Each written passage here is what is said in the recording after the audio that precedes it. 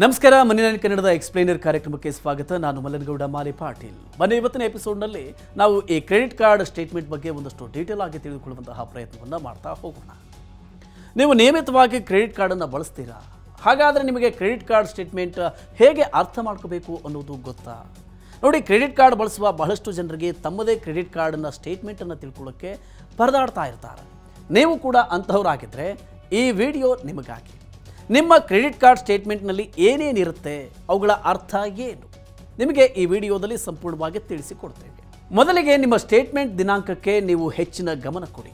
ಇದು ಯಾವುದೇ ಕ್ರೆಡಿಟ್ ಕಾರ್ಡ್ನ ತಿಂಗಳ ಆರಂಭ ಅಥವಾ ಈ ದಿನದಿಂದ ನಿಮ್ಮ ಸ್ಟೇಟ್ಮೆಂಟ್ ಜನರೇಟ್ ಆಗುತ್ತೆ. ಪ್ರಮುಖವಾಗಿ ಹಿಂದಿನ ಬಿಲ್ ಸೆಟಲ್ ಮಾಡೋದರಲ್ಲಿ, ಅಂದರೆ ಬಿಲ್ ಪಾವತಿ ಮಾಡೋದರಲ್ಲಿ ಯಾವುದೇ ವಿಳಂಬ ಆಗಿದ್ದರೆ ಅದರ ಮೇಲೆ ಈ ದಿನಾಂಕದಿಂದ ಬಡ್ಡಿ ಸೇರ್ತಾ ಹೋಗುತ್ತೆ. ಅದಕ್ಕೆ ನಿಮ್ಮ ಸ್ಟೇಟ್ಮೆಂಟ್ ದಿನಾಂಕವನ್ನು ತಿಳ್ಕೊಳ್ಳೋದು ಮುಖ್ಯ. ಆಗ ನೀವು ಅವಧಿಯೊಳಗೆ ಪಾವತಿ ಮಾಡಿಬಿಡಬಹುದು. ಅನಗತ್ಯ ಬಡ್ಡಿ ಹೊರೆಯಿಂದ ನೀವು ಪಾರಾಗಿ ಬಿಡಬಹುದು. ನೀವು ತಿಳಿದಿರಬೇಕಾದ ಇನ್ನೊಂದು ಪ್ರಮುಖ ವಿಚಾರ ಅಂದರೆ ಪೇಮೆಂಟ್ ಡ್ಯೂ ಡೇಟ್. ಇದು ಬ್ಯಾಂಕ್ನ ಡೆಡ್ಲೈನ್. ಈ ದಿನಾಂಕದವರೆಗೆ ನೀವು ಪಾವತಿಗಳನ್ನು ಮಾಡಬೇಕಾಗುತ್ತೆ. ನೀವು ಪಾವತಿ ಮಾಡೋ ಸಮಯಕ್ಕೂ ಮತ್ತು ಇದನ್ನು ನಿಮ್ಮ ಕ್ರೆಡಿಟ್ ಕಾರ್ಡ್ ಕಂಪನಿ ಸ್ವೀಕರಿಸೋದಕ್ಕೂ ನಡುವೆ ಸ್ವಲ್ಪ ಸಮಯ ಆಗುತ್ತೆ. ಈ ಸ್ಮಾಲ್ ಟೈಮ್ ವಿಂಡೋ ಅವಧಿಯಲ್ಲಿ ಪ್ರಾಸೆಸಿಂಗ್ ಅಂತ ತೋರಿಸುತ್ತೆ. ಹೀಗಾಗಿ ನೀವು ಮಾಡೋ ಪಾವತಿಗಳು ತಕ್ಷಣ ರಿಫ್ಲೆಕ್ಟ್ ಆಗದೇ ಇರೋದ್ರಿಂದ ನೀವು ಕೊನೆಯ ದಿನಾಂಕದಂದು, ಅಂದರೆ ಡ್ಯೂ ಡೇಟ್ ದಿನದಂದು ಪಾವತಿ ಮಾಡಿದರೆ ಅದು 24ರಿಂದ 48 ಗಂಟೆ ಆದಮೇಲೆ ತೋರಿಸೋದು. ನೆನಪಿಡಬೇಕಾದ ಮತ್ತೊಂದು ಪ್ರಮುಖವಾದ ಅಂಶ ಅಂದರೆ ಬಿಲ್ಲಿಂಗ್ ಸೈಕಲ್. ಇದು ಸಾಮಾನ್ಯವಾಗಿ 30 ದಿನ ಇರುತ್ತೆ. ಇದು ನಿಮ್ಮ ಎಲ್ಲ ವಹಿವಾಟುಗಳನ್ನು ತೋರಿಸುತ್ತೆ. ಹೀಗಾಗಿ ನೀವು ನಿಮ್ಮ ಖರ್ಚುಗಳ ಮೇಲೆ ನಿಗಾ ಇಟ್ಟು ನಿಮ್ಮ ಸ್ಪೆಂಡಿಂಗ್ ಹ್ಯಾಬಿಟ್ಸ್ ಟ್ರ್ಯಾಕ್ ಮಾಡೋದಕ್ಕೆ ಸಾಧ್ಯ ಆಗುತ್ತೆ. ನಿಮ್ಮ ಬಿಲ್ಲಿಂಗ್ ಸೈಕಲ್ ಮೇಲೆ ನಿಗಾ ಇಟ್ಟಲ್ಲಿ ನೀವು ನಿಮ್ಮ ಬಜೆಟನ್ನು ನಿಖರವಾಗಿ ರೂಪಿಸಿಕೊಳ್ಳಬಹುದು. ಕ್ರೆಡಿಟ್ ಕಾರ್ಡ್ ಸ್ಟೇಟ್ಮೆಂಟ್ನ ಮತ್ತೊಂದು ಪ್ರಮುಖವಾದ ವಿಷಯ ಅಂದರೆ ಗ್ರೇಸ್ ಪೀರಿಯಡ್.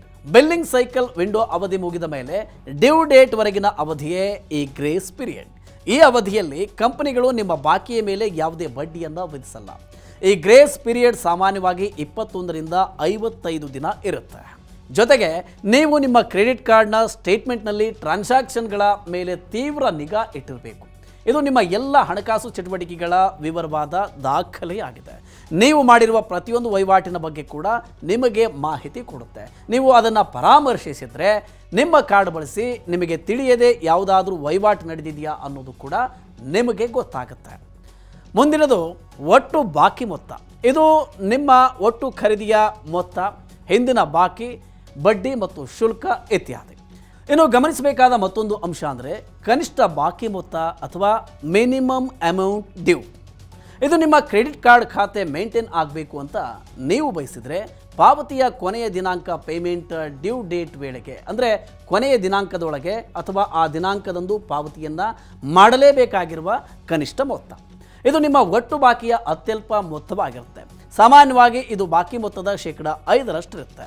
ಹಾಗಂದ ಮಾತ್ರಕ್ಕೆ ನೀವು ಸದಾ ಈ ಮಿನಿಮಮ್ ಡ್ಯೂ ಅಮೌಂಟನ್ನು ಮಾತ್ರ ಪಾವತಿಸಬೇಕು ಅಂತ ಅಲ್ಲ. ಈ ಕನಿಷ್ಠ ಮೊತ್ತವನ್ನು ಮಾತ್ರ ನೀವು ಪಾವತಿಸ್ತಾ ಹೋದರೆ ಉಳಿದ ಮೊತ್ತದ ಮೇಲೆ ನೀವು ಪಾವತಿಸಬೇಕಾದ ಬಡ್ಡಿಯ ಮೊತ್ತ ಹೆಚ್ಚಾಗುತ್ತೆ. ಈಗ ನಾವು ಕ್ರೆಡಿಟ್ ಲಿಮಿಟ್ ಅವೈಲೇಬಿಲಿಟಿ ಬಗ್ಗೆ ಮಾತನಾಡೋಣ. ಇದು ನೀವು ಕ್ರೆಡಿಟ್ ಕಾರ್ಡ್ ಮೂಲಕ ಬಳಸಬಹುದಾದ ಗರಿಷ್ಠ ಮೊತ್ತ ಅಥವಾ ಅಷ್ಟರವರೆಗೆ ನೀವು ಕಾರ್ಡ್ ಮೂಲಕ ಖರ್ಚು ಮಾಡಬಹುದು ಅಂತ ಹೇಳಬಹುದು. ನಿಮ್ಮ ಆದಾಯ, ಕ್ರೆಡಿಟ್ ಸ್ಕೋರ್ ಮತ್ತು ನಿಮ್ಮ ಹಿಂದಿನ ಕ್ರೆಡಿಟ್ ಕಾರ್ಡ್ಗಳ ಪೇಮೆಂಟ್ ಹಿಸ್ಟ್ರಿ ಇದನ್ನು ಆಧರಿಸಿ ಈ ಲಿಮಿಟ್ ಸೆಟ್ ಮಾಡಲಾಗುತ್ತೆ. ನಿಮ್ಮ ಒಟ್ಟು ಕ್ರೆಡಿಟ್ ಲಿಮಿಟ್ ಪೈಕಿ ನೀವು ಈಗಾಗಲೇ ಖರ್ಚು ಮಾಡಿರೋ ಮೊತ್ತ ಮತ್ತು ಹಿಂದಿನ ಬಡ್ಡಿ ಪಾವತಿ ಬಾಕಿಗಳನ್ನು ಕಡಿತ ಮಾಡಿದ ಮೇಲೆಗೆ ಉಳಿಯುವ ಮೊತ್ತವೇ ನಿಮ್ಮ ಅವೈಲೇಬಲ್ ಕ್ರೆಡಿಟ್ ಲಿಮಿಟ್. ಅದೇ ರೀತಿ ಅವೈಲೇಬಲ್ ಕ್ಯಾಶ್ ಲಿಮಿಟ್ ಅನ್ನೋದು ನಿಮ್ಮ ಕ್ರೆಡಿಟ್ ಕಾರ್ಡ್ ಮೂಲಕ ಬ್ಯಾಂಕ್ ATMನಿಂದ ನೀವು ವಿತ್ಡ್ರಾ ಮಾಡಬಹುದಾದ ಗರಿಷ್ಠ ಮೊತ್ತ. ಸಾಮಾನ್ಯವಾಗಿ ಬಹುತೇಕ ಬ್ಯಾಂಕ್ ಮತ್ತು ಕ್ರೆಡಿಟ್ ಕಾರ್ಡ್ ಕಂಪನಿಗಳು ಒಟ್ಟು ಕ್ರೆಡಿಟ್ ಲಿಮಿಟ್ನ 20ರಿಂದ 40% ಕ್ಯಾಶ್ ಲಿಮಿಟ್ ಆಗಿ ಕೊಡ್ತವೆ. ಕೊನೆಯದಾಗಿ ರಿವಾರ್ಡ್ ಸಾರಾಂಶ ಇರುತ್ತೆ. ನಿಮ್ಮ ಕ್ರೆಡಿಟ್ ಕಾರ್ಡ್ ಮೂಲಕ ನೀವು ಮಾಡೋ ಪ್ರತಿಯೊಂದು ವಹಿವಾಟಿನ ಮೇಲೂ ನಿಮಗೆ ರಿವಾರ್ಡ್ ಪಾಯಿಂಟ್ಸ್ ಸಿಗುತ್ತೆ. ಇದನ್ನು ಬಳಸಿ ನೀವು ಶಾಪಿಂಗ್ ಮಾಡಬಹುದು, ರಿಯಾಯಿತಿ ದರದಲ್ಲಿ ವಿಮಾನ ಟಿಕೆಟ್ ಬುಕ್ ಮಾಡಬಹುದು. ಹೀಗೆ ಈ ಪಾಯಿಂಟ್ಸ್ ಬಳಸಬಹುದು. ಈ ರಿವಾರ್ಡ್ ಸಮರಿಗೆ ಗಮನ ಕೊಡಿ, ಯಾಕೆಂದರೆ ಕೆಲವು ಪಾಯಿಂಟ್ಸ್ಗಳು 30ರಿಂದ 60 ದಿನಗಳಿಗೆ ಎಕ್ಸ್ಪೈರ್ ಆಗುತ್ತೆ. ಓಕೆ, ಈ ರೀತಿಯ ಇನ್ನಷ್ಟು ಮಾಹಿತಿ ಮತ್ತು ಪರ್ಸನಲ್ ಫಿನಾನ್ಸ್ ವಿಚಾರಗಳಿಗೆ ಡೌನ್ಲೋಡ್ ಮಾಡಿ ಮನಿ9 ಕನ್ನಡ ಆ್ಯಪ್ ಹಾಗೂ ಯೂಟ್ಯೂಬ್ನಲ್ಲಿಯೂ ಸಬ್ಸ್ಕ್ರೈಬ್ ಆಗಿ, ಲೈಕ್ ಮಾಡಿ, ಶೇರ್ ಮಾಡಿ. Thank you.